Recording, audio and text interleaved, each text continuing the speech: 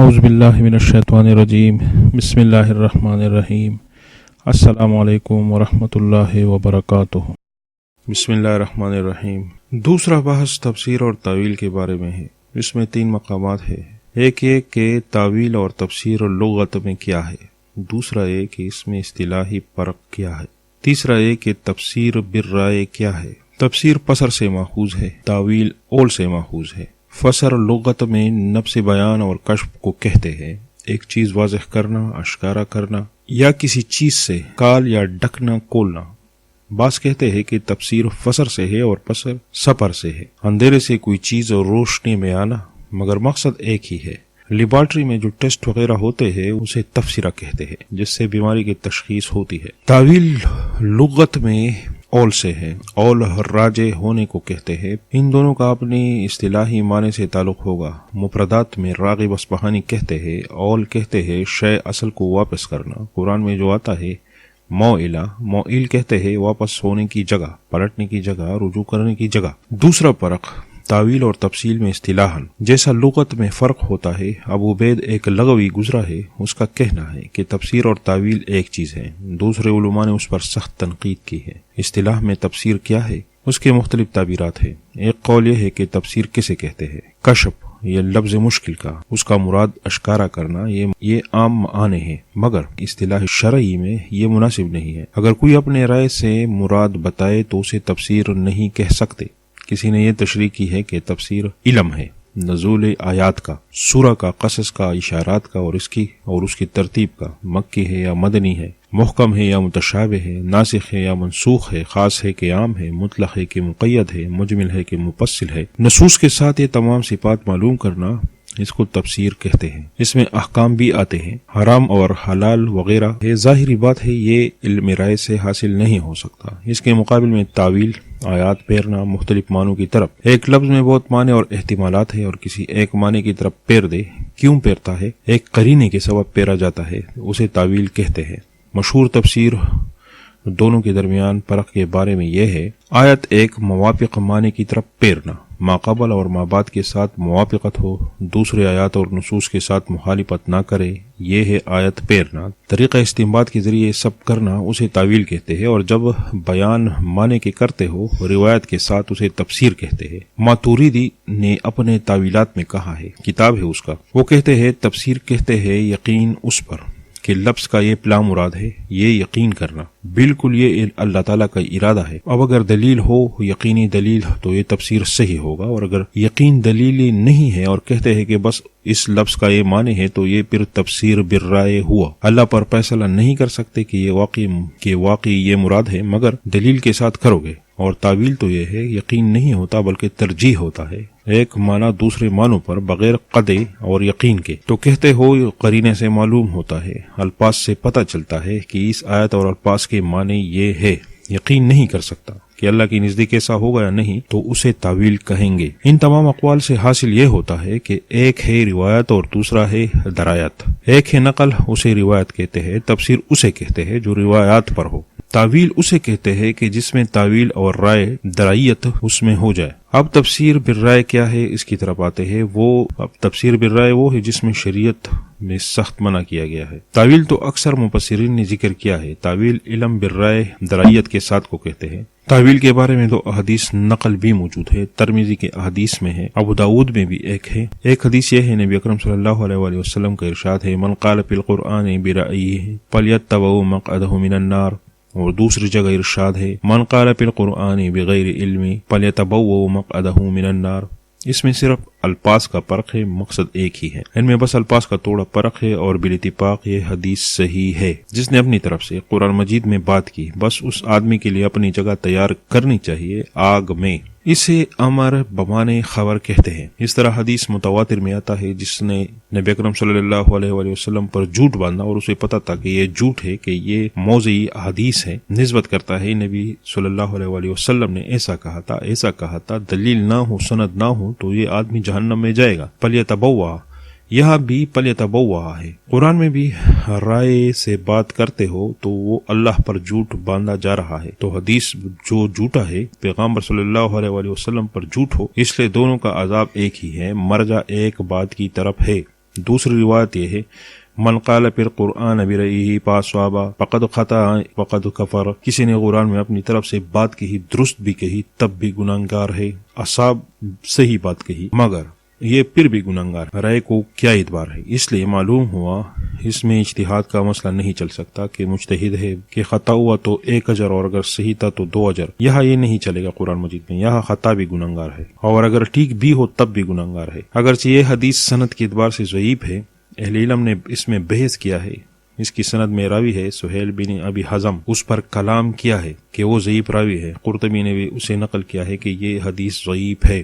کسی نے قرآن میں اپنے رائے سے قول دیا کہ اپنے خرابات اور شرکیات ثابت کرے، خواہشات ثابت کرنے کے لیے، یہ تو ہی جہنم میں، جو بدعت ثابت نہیں کرتا، جو خواہشات ثابت نہیں کر رہا مگر تفسیر اس کے سلف صالحین کے خلاف ہے یا دوسرے نص سے خلاف ہے، یہ طریقہ یا طریقہ عربیت کے خلاف ہے، تشدد تو اس نے اتنا نہیں کیا مگر پھر بھی گناہگار تو ہے نا۔ تفسیر بالرائے جو ہے حدیث میں اس کو منع آیا ہے، ثابت ہوا کہ سخت گناہ ہے۔ عام مفسرین نے منع اس سے نہیں کیا ہے کہ عقل سے قرآن کا مقصد معلوم کرے، اسے تو منع نہیں کیا ہے، بلکہ قرآن کریم میں اس پر شہادت موجود ہے۔ افلا یتدبرون القرآن، یہ لوگ کیوں قرآن میں تدبر نہیں کر رہے، کیوں فکر نہیں کرتے؟ مطلب یہ ہے کہ تدبر کیجئے۔ تدبر کیا ہے؟ اپنا سوچ اور فکر رائے اس میں چلانا، اتنا ہے کہ تدبر عام ہے اور تعویل خاص ہے۔ تدبر یہ ہے کہ سوچئے، احادیث معلوم کیجئے، روایات معلوم کرو، کسی آیت کے معنی اس سے کرو۔ اللہ تعالیٰ نے تو اس طرف دعوت دی ہے کہ یہ کرو۔ اس طرح سورہ نحل میں 44 نمبر آیت میں ارشاد ہے بالبینات والزبر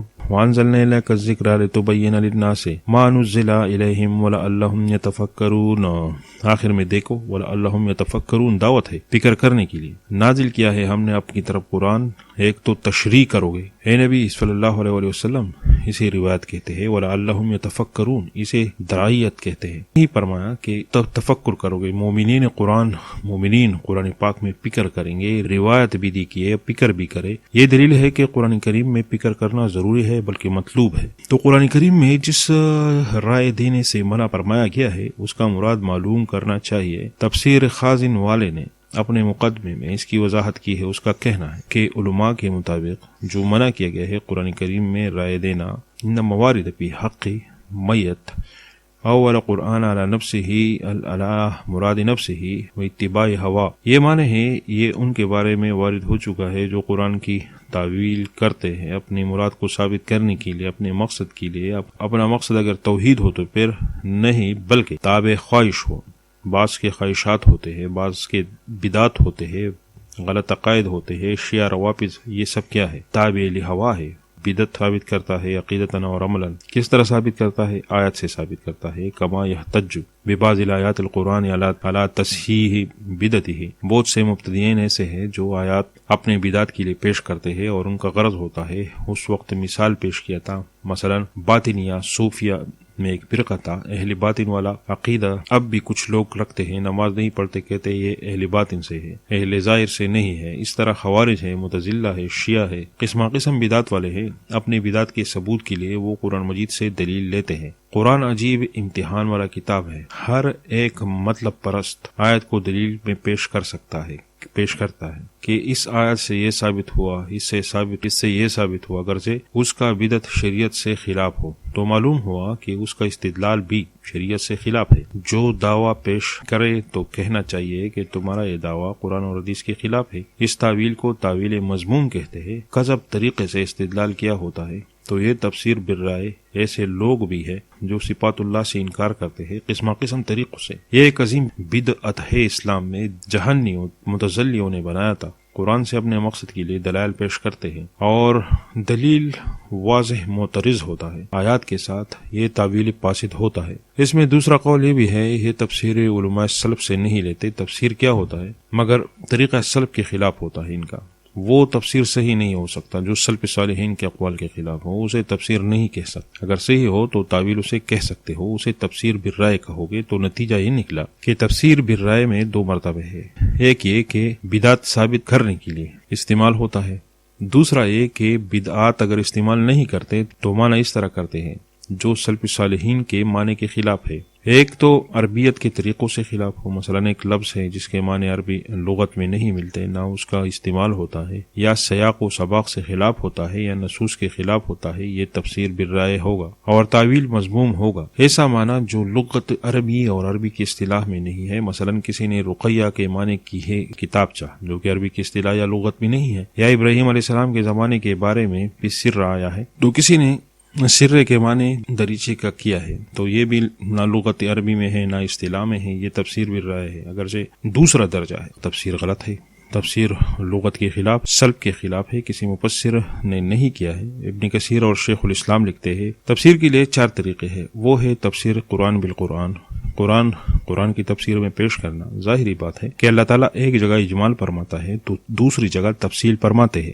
اس کے لیے کیا دلیل ہے کہ قرآن کے لیے تفسیر کرتا ہے؟ یہ سورہ قیامت میں آتا ہے 17، 18، 19 نمبر آیت میں، اِنَّا عَلَيْنَا جَمْعَهُ وَقُرْآنَهُ فَإِذَا قُرْآنَهُ فَاتَّبِعْ قُرْآنَهُ ثُمَّ إِنَّا عَلَيْنَا بَيَانَهُ، قرآن جمع کرتا ہوں، تمہیں بیان کرتا ہوں، بیان کرنے کے بعد فَاتَّبِعْ قُرْآنَ، پھر ہمارے ذمے اس کی وضاحت ہے۔ پہلا ذمہ ہے وہی مطلوب، قرآن میں قرآن کا بیان ہوتا ہے، قرآن کا شرح ہوتا ہے، تو یہ ہے تفسیر قرآن بالقرآن۔ ابن کثیر نے اس کے بارے میں بہت تاکید کی ہے، ہمارا پہلا طرز بھی یہی ہے، تفسیر قرآن بالقرآن۔ دوسرا ہے تفسیر قرآن بالحدیث۔ سورہ نحل کے 44 نمبر آیت میں ارشاد ہے لِتُبَيِّنَ لِلنَّاسِ مَا نُزِّلَ إِلَيْهِمْ، قرآن ہم نے آپ پر نازل فرمایا اس لیے آپ تشریح کرو گے لوگوں کے لیے، یہ منزل کتاب ہے۔ طبیان یہاں فرمایا، بیان نہیں فرمایا، اشارہ ہے کہ قرآن بالقرآن میں اتنا شرح نہیں ہوتا جتنا حدیث میں ہوتا ہے۔ طبیان لغت میں زیادہ شرح کو کہتے ہیں، قرآن تو ذکر ہے، تو یہ زیادہ شرح کدھر ہوگا؟ تفسیر حدیث کے ساتھ، اس شرط پر کہ وہ حدیث صحیح ہو۔ پھر حدیث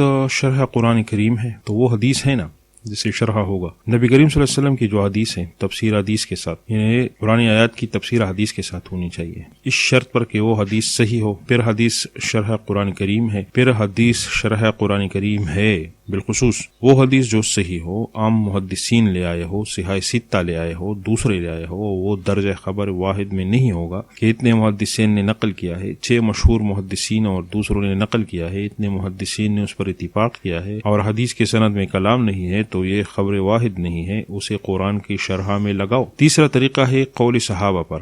اہل سنت کے مطابق قول صحابہ حجت ہے، تمام ائمہ اس پر متفق ہے۔ یہی وجہ ہے کہ امام بخاری موقوف روایات لاتے ہیں ترجمۃ الباب میں، ترجمے کی اس بات کے لیے، اور بھی ائمہ نے قول صحابہ کو حجت مانا ہے، اگرچہ اس میں اصول ہے۔ جب اس میں تعارض آئے پھر کیا کرو گے؟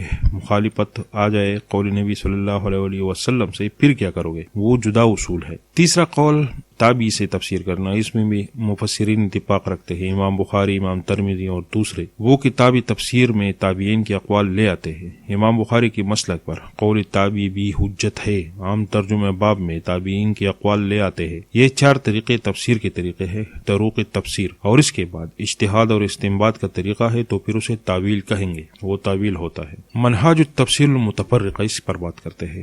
مفسرین کے مختلف طریقے اور منہاج ہے، جس میں سے مشہور 13 طریقے ہیں، وہ آپ کو بیان کریں گے۔ پہلا منہج ہے التفسیر بالمعصور من الآیات والاحادیث، معصور منقول کو کہتے ہیں۔ تفسیر ابن جریر، تفسیر ابن کثیر، سیوطی کی در منصور، اس میں دیکھنا پڑتا ہے کہ صحیح احادیث ہے کہ نہیں، سند کو دیکھو گے، مگر ان کا مقصد ہے صرف احادیث لے آنا، اس میں پھر متکلم بھی ہے، اسے معلوم کرو گے۔ خصوصاً در منصور میں بہت زیادہ ہے، موضوعات بھی بہت زیادہ ہے، مگر طریقہ ہے اس میں بالمعصور۔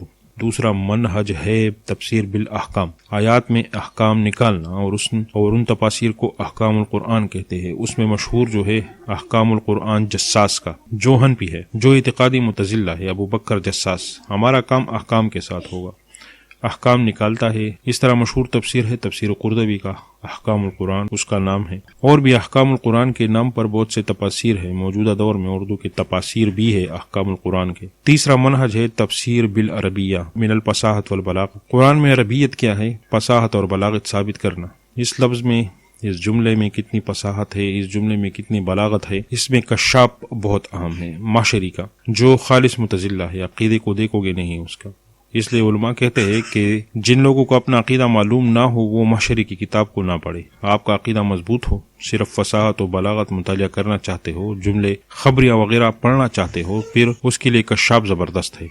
بیضاوی وغیرہ پھر کشاف سے بعد ہی میں نقل ہے، کبھی کبھی مسائل بھی حل کرتا ہے، وہ تو متزلی ہے.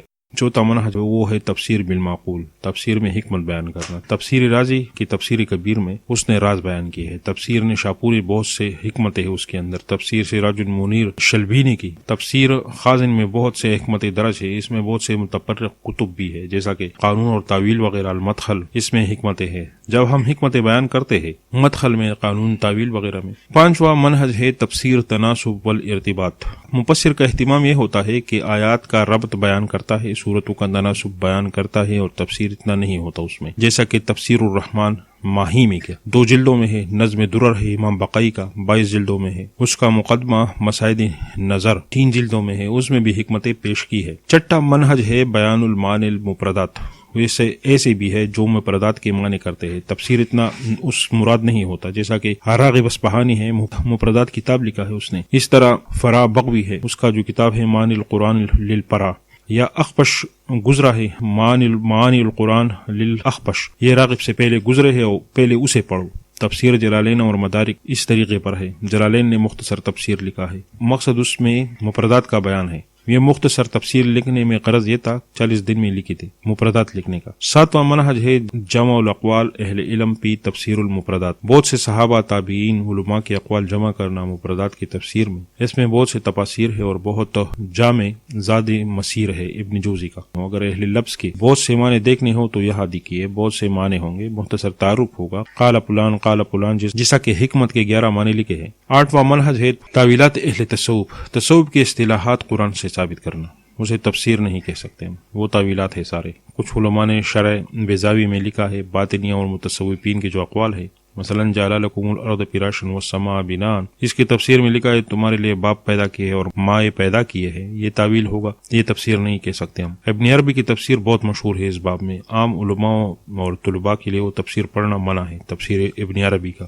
9واں منہج ہے مشکل القرآن. مشکل القرآن ابن قتیبہ کا پہلے جو گزرے ہے. مشکل القرآن عزا بن عبد السلام کا، یہ بھی پہلے گزرے ہے، اب بھی لکھے جا چکے ہیں مشکل القرآن. 10واں ہے اہتمام بجمع القرات. قرات بہت زیادہ ہے، 7 مشہور ہے اور سب 10 ہے. عرب کا طریقہ یہ تھا، حدیث میں ہے انزل القرآن علی 7 احروف. احروف سے مراد لغت ہے، اگرچہ حدیث میں ہے کہ قرآن نازل ہے لغت اہل حجاز میں. اجازت ہے دوسروں کی لغت پر بھی اجازت ہے. جو 6 اور قبائل تھے، 7 بڑے قبائل تھے اس وقت، تو ان کی زبان میں فرق یہ تھا، جسے ہر علاقے کا لہجہ جدا ہوتا ہے. وہ دہا یعنی وہ دہی، یعنی ایک زبان مثلا پشتوں میں پشاور ہے، بنو ہے، کوئٹہ ہے، افغانستان کے پشتوں میں کافی فرق ہوگا. ایسا عربی میں بھی ہے. اکثر ایک تلفظ دوسرے زبان والوں کے لیے بہت مشکل ہوتا ہے. تفسیر دار المسعون مفسر حلبی کی تفسیر ہے، وہ بہت سے قرات جمع کرتا ہے، بعد میں پھر اس کا معمولی سا تفسیر بھی کرتا ہے. بیضاوی نے بھی اس طرح اہتمام کیا ہے، مگر پورا مکمل وہ نہیں ہے. 11واں منہج ہے اعراب القرآن. اس میں بہت سے کتب ہے. املا ایک مشہور کتاب ہے، ایک کتاب 30 جلدوں میں ہے محمود اساپی کا. 12واں طریقہ ہے وہ الفاظ جمع کرنا جس کے معنی زیادہ ہو. آیات نہیں لاتے، صرف وہ الفاظ جمع کیے ہوتے ہیں جس کے معنی زیادہ ہو. وسائل قاموس صاحب قاموس کا 5 جلدوں میں. صلات کتنے معنوں پر ہے، ابد کتنے معنوں پر ہے، وغیرہ وغیرہ. 13واں منہج ہے جمع بین حاضل الامور. یہ جو 12 نہج بیان ہوئے، ایسے مفسرین بھی ہے جنہوں نے سب کو اکٹھا کیا ہے، مختصر مگر سب کو یکجا کیا ہے. مثلا جامع تفسیر ہے جو ہے سب سے بحر المحیط، تفسیر ابی سعود کی. 14واں نہج ہے مقاصد سورہ کا مقاصد آیات کا ثابت کرنا، کہ یہ دعویٰ ہے سورت کا اور کون سی آیات اس کے لیے پیش کرتے ہیں. ظاہراً یہ جدا منہج ہے. اگر ان سب تفاسیر کو ملا لیا جائے پھر بھی پورا تفسیر کوئی نہیں ہو سکتا. اللہ تعالیٰ کی کتاب کا مقصد کوئی پورا نہیں کر سکتا. اللہ تعالیٰ کے کلام کا احاطہ کوئی بھی نہیں کر سکتا. یا ایک استاد سے سیکھ لیا جائے تو پورا ہوا نہیں. دن رات مطالعہ تفسیر کی آپ شروع کرے تو بھی پورا علم قرآن کریم کا حاصل نہیں کیا جا سکتا. یہ تے مناہج تفسیر طبقات سے یہ ضروری تھے، اس لیے یہ بیان ہوئے، یہ بہت اہم ہے.